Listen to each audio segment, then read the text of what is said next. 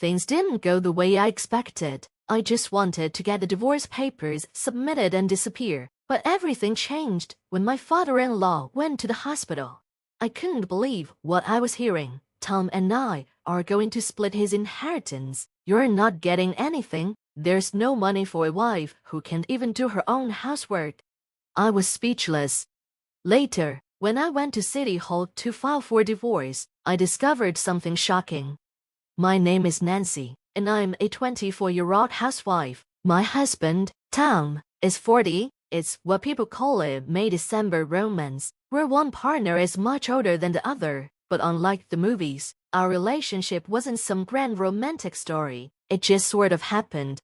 I ended up working for Tom's father at his construction company by chance. For some reason, the company president liked me from the start and kept encouraging me to marry his son. Why? Because Tom, who was supposed to take over the company, had no other marriage prospects. His father was worried about the future of the company and feared it would collapse without an heir.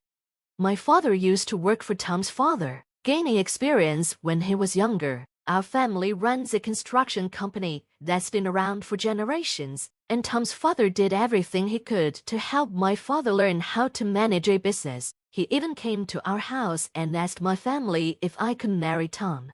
Maybe that's why my father couldn't ignore the offer and decided to listen to what Tom's father had to say. However, because of the big age difference between Tom and me, my father didn't agree right away. He suggested that Tom and I should date for a while first. He said he wanted to respect our choices and that the idea of marriage would only come after we got to know each other better. Tom, on the other hand, knew that marrying me was a condition for him to take over the family company, so he agreed to my father's proposal. Tom and I got along well, and we went on many dates, dinners, movies, shopping. After spending time together, we grew close enough to believe we'd do fine as a married couple. Soon, we were officially engaged. Not long after our engagement, Tom's father got sick and had to go to the hospital often. Since Tom was busy with work and my mom couldn't drive, I, as his fiancée, had to take care of my father-in-law at the hospital. My mother-in-law kept telling me I needed to focus more on household chores, saying I wasn't doing enough, especially considering I'd soon be her daughter-in-law. She'd say things like, "Nancy, hurry up. The hospital's morning hours will end soon, take him." Even before we were married, I was treated more like a maid, but I'd just say, Yes, I'm coming. I'll start the car." One day, while I was taking care of my father-in-law, my mother-in-law suggested that I move in with them, even though we weren't married yet. She said it would be easier for me to take care of him that way. Since I had been commuting from my parents' house, I thought it might be more convenient to live with them, especially since we'd be married soon anyway. I assumed the wedding would happen once my father-in-law's health improved, so I figured, why not just get married as I move in? At first, I didn't hear any rumors of Tom being involved with anyone else, but once I started living with him, I began to understand why he had reached 40 without having any serious relationships. He was extremely tight with money, constantly keeping track of every penny spent on our dates, and food. He was a miser, always worried about not wasting money.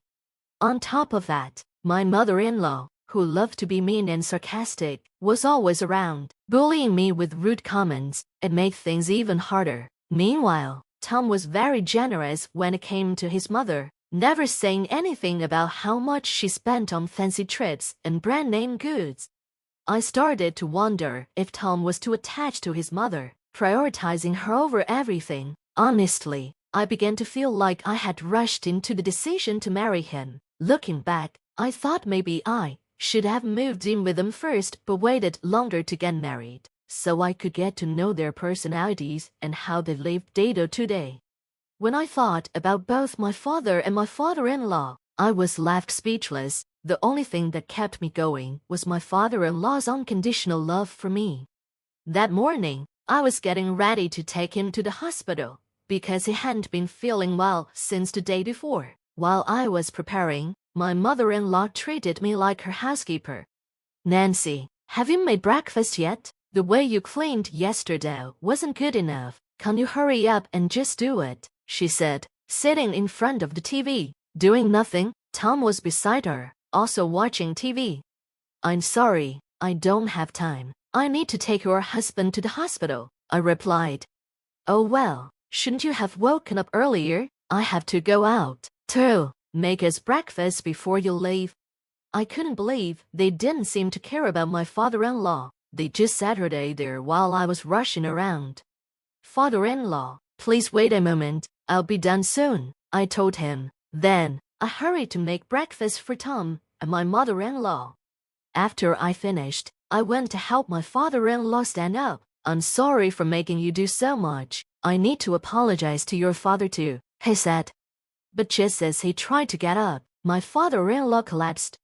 Are you okay? I shouted, terrified, but my mother-in-law and Tom kept eating breakfast like nothing had happened. I called an ambulance, but my mind went blank until I heard the sirens approaching.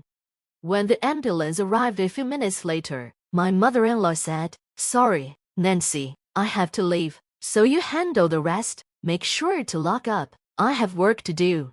They both left, leaving me alone with my father-in-law. Once we got to the hospital, he regained consciousness and was admitted.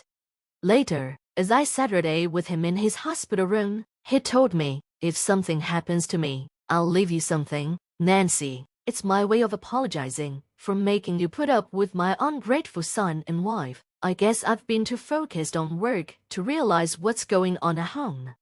My father-in-law, in a weak voice, kept apologizing for wanting me to marry Tom. As he spoke, I heard someone clear their throat by the door. It was Tom and my mother-in-law.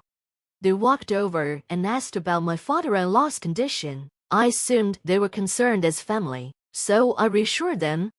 He'll be fine. The doctor said he just needs some rest and will be out of the hospital soon, I told them. But something felt off. Maybe it was just my imagination, but I thought I saw Tom click his tongue in frustration, and my mother-in-law looked disappointed. A few days later, when I was getting ready to visit my father-in-law, Tom and my mother-in-law handed me a piece of paper. Once you fill this out, please submit it to the government office, they said. The paper was a divorce form. I was stunned. Tom told me, I overheard what my father said to you in the hospital. He said he was going to leave you part of his inheritance, but we're not giving you a penny. Isn't that why you married someone so much older than you? But your plan didn't work. Go file for divorce and become a stranger to us. He cursed at me harshly, and I couldn't believe what I was hearing. Just submit the divorce papers. Tom and I are going to split my father's inheritance equally, my mother-in-law added.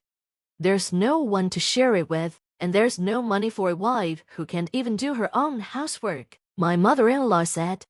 I was disgusted. My father-in-law was about to be released from the hospital in a few days, but they acted like they expected him to die. It terrified me. How can you be so cruel? He's your family. He's not going to die. He'll come home and get better. And don't accuse me of wanting inheritance. I never wanted that. I told them, this marriage isn't even what I want anymore. I hurried to the municipal office, desperate to file the divorce papers and cut these people out of my life. But when I handed in the paperwork, the receptionist gave it back to me with a strange look. He said my name didn't match the records. I insisted it was correct, but he still said it didn't match. When I gave my maiden name, it did match. Then he laughed and told me that my marriage certificate had never been submitted. We were never actually married. He returned my divorce papers, and I called my mother-in-law to find out what was going on. Her reply was shocking. Oh, I completely forgot. I've had the certificate all this time. I couldn't believe her. You did this on purpose and treated me like a maid. She laughed. It's easier to ask a wife to do things for you. I wouldn't have been able to get you to look after the house if you weren't family. I overheard Tom laughing in the background, and I could barely contain my anger. I knew I had to fight back. I called my father and explained everything. He rushed to meet me at the city office, and I asked the staff to explain the situation again, this time in front of my father. I even got a certificate of residence to check the facts and found out that not only his name, but also his address stayed the same. I had been tricked into thinking that since I registered my marriage, my address hadn't changed while I lived in the house. Despite this, I was forced to live as his wife and work hard. But when it came to the inheritance, they told me to leave. I couldn't believe I was treated like this. Even my usually calm father was furious. Together, we rushed to the hospital where my father-in-law was staying. When we got there, my father-in-law noticed my dad beside me and politely said, "You didn't have to come all the way to see me." But as he listened to my father explain everything, his face became more and more upset. We sat there in his hospital room, talking about what we could do to punish Tom and my mother-in-law. Neither of them had visited him since the day he was hospitalized.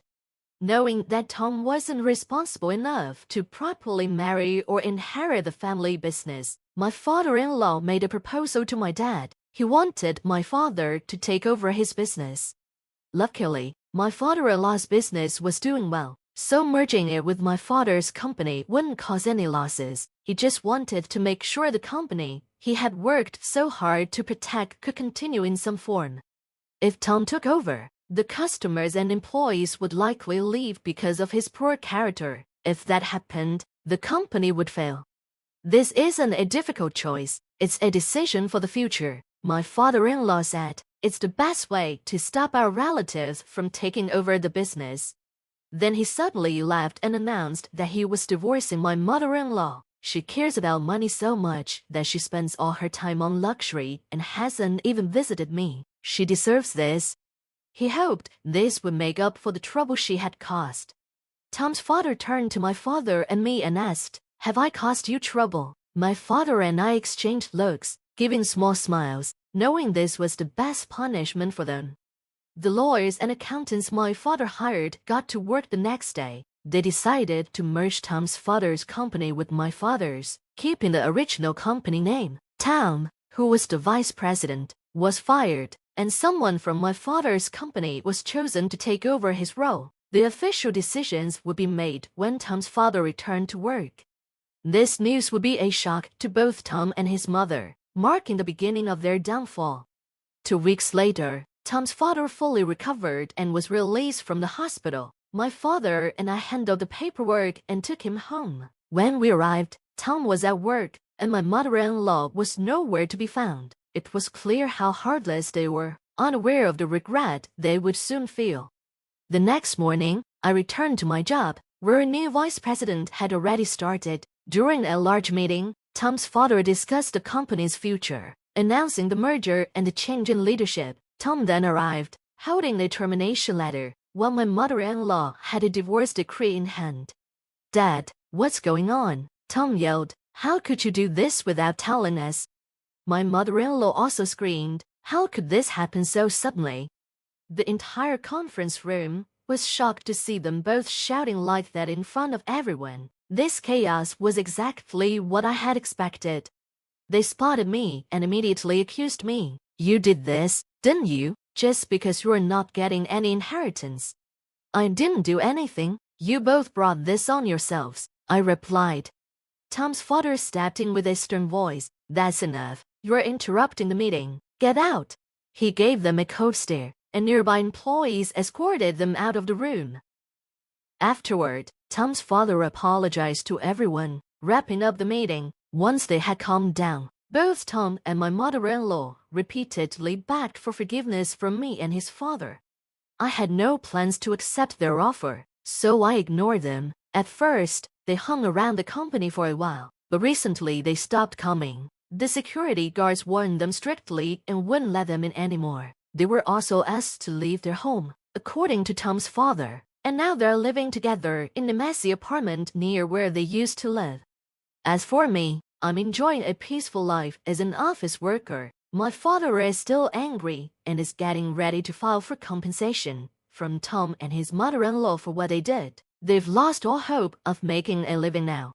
This seems to be the start of a rough time for them. I won't help them. Of course, I hope they realize that how you treat others always comes back to haunt you.